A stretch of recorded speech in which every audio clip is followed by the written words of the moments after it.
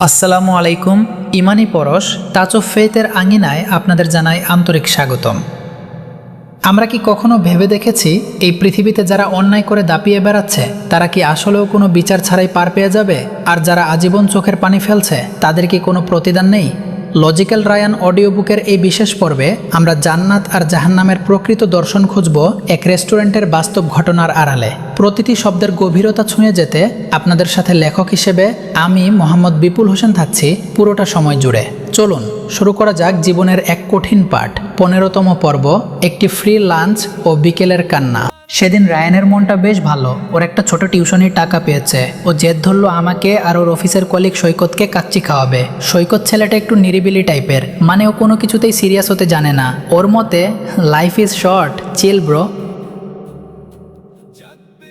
আমরা যখন রেস্টুরেন্টে গিয়ে বসলাম, রায়ান খুব আয়েশ করে মেনু কার্ড দেখছিল। সৈকত পাশ থেকে খোঁচা দিয়ে বলল, কিরে রায়ান, এখানে তো খাবি এক প্লেট কাচ্চি, আর তোদের ধর্ম বলছে জান্নাতে গেলে নাকি দুধের নদী আর সোনার থালা পাবি। মাঝে মাঝে ভাবি ঈশ্বর কি মানুষের লোভ নিয়ে খেলা করেন? জান্নাতের বর্ণনাগুলো শুনলে মনে হয় কোনো আদিম মানুষের বিলাসিতার স্বপ্ন। আর জাহান্নাম, ওরে বাবা, তপ্ত তামা আর আগুনের ছ্যাঁকা। এত নিষ্ঠুর কেন তোদের গড?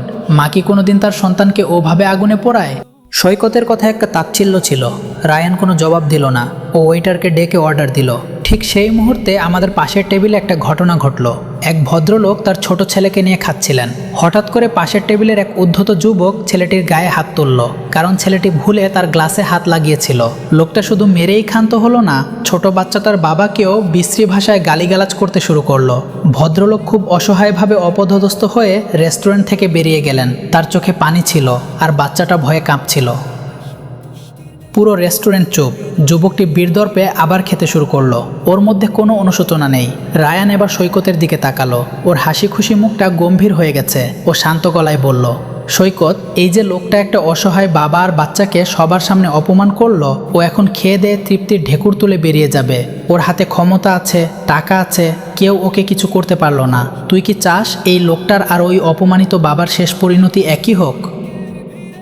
সৈকত দমে গিয়ে বলল, না, এটা তো অন্যায়, লোকটার শাস্তি হওয়া উচিত। রায়ান বলল, এই তো পয়েন্ট সৈকত।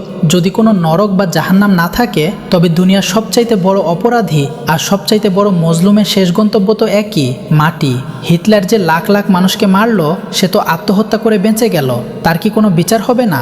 জাহান্নাম হলো আল্লাহর ডিভাইন জাস্টিস বা পরম ন্যায় বিচারের নাম। আল্লাহ যদি দয়ালু হয়ে ওই অপরাধীকে ছেড়ে দেন, তবে তিনি ওই মজলুম বা অত্যাচারিত বাচ্চাটার প্রতি কি জুলুম করবেন না? আল্লাহ বলছেন, তবে কি আমি আত্মসমর্পণকারীদেরকে অপরাধীদের সমান করে দেব? তোমাদের কি হয়েছে? তোমরা কেমন ফয়সালা করছে? সূরা আল কলম আয়াত 35 ও 36।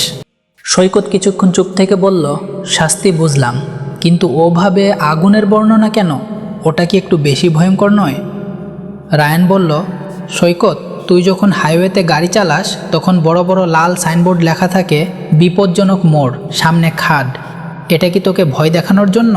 না, এটা তোকে বাঁচানোর জন্য। জাহান্নামের কঠিন বর্ণনা হলো স্রষ্টার পক্ষ থেকে সেই রেড অ্যালার্ট, যাতে মানুষ পাপে পা দেওয়ার আগে অন্তত একবার শিউরে ওঠে। এটা তার ক্রোধের চেয়ে করুণার প্রকাশ বেশি, কারণ তিনি আগে ভাগেই সাবধান করে দিচ্ছেন। সৈকত এবার কাচ্চির প্লেটে হাত দিল। ও বলল, আচ্ছা, জান্নাতের ওই হুরপরির বর্ণনা বা বিলাসিতা, ওটা তো লোভ দেখানো ছাড়া আর কিছু না। রায়ান একটু হেসে বলল, সৈকত, তুই যখন একটা ছোট বাচ্চাকে স্কুলে পাঠাতে চাস, তখন কি তাকে বলিস না, বাবা, স্কুল থেকে ফিরলে তোকে আইসক্রিম দেব, খেলনা দেব? বাচ্চাটা কি আইসক্রিমের জন্য স্কুলে যায়? হয়তো শুরুতে যায়, কিন্তু আসলে তো সে যায় মানুষ হতে।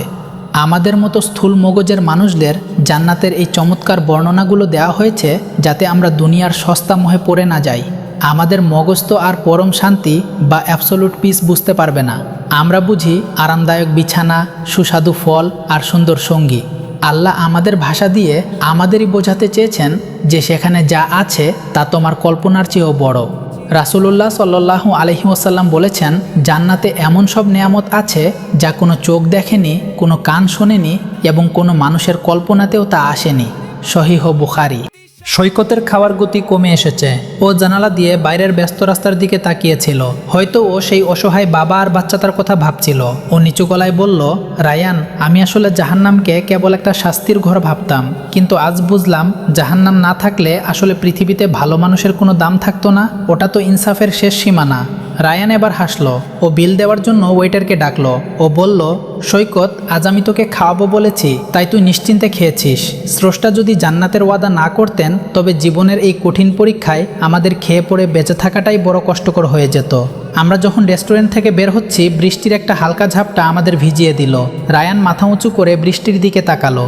আমার মনে হলো জান্নাত মানে হয়তো এই বৃষ্টির মতোই কোনো এক পরম প্রশান্তি।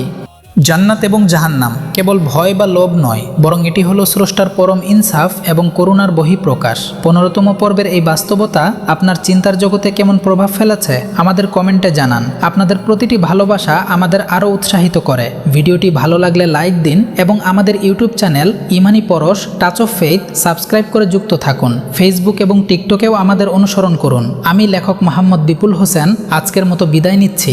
দেখা হবে পরবর্তী ষোড়শ পাঠে। ততক্ষণ নিরাপদ থাকুন, ইমানের সাথে থাকুন। আসসালামু আলাইকুম ও আল্লাহ হাফেজ।